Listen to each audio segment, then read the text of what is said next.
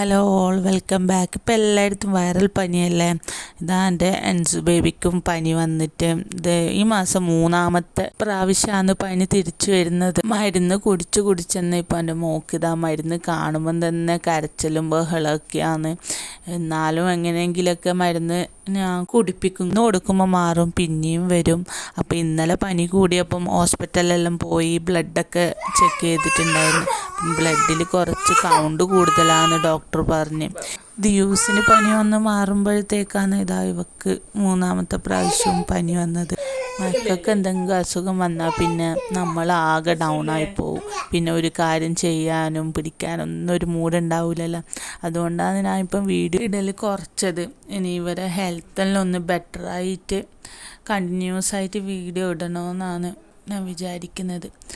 അപ്പോൾ ഇതാ മരുന്നെല്ലാം കൊടുത്ത് സെറ്റാക്കി ഞാൻ പോയിട്ട് കുറച്ച് സമയം ആവിയൊക്കെ പിടിച്ചു കൊടുത്ത്. നല്ലോണം ജലദോഷവും ഉണ്ട്, മൂക്കടഞ്ഞിട്ട് ശ്വാസം വലിക്കാനെല്ലാം ഭയങ്കര പ്രയാസമുണ്ട്.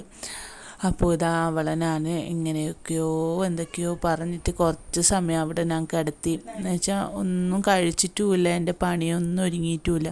അവൾക്ക് കുറച്ച് കഞ്ഞിയും വെച്ച് കൊടുക്കാമെന്ന് വിചാരിച്ച് അവളെ ഇത് ഉറക്കിക്കിടത്തി.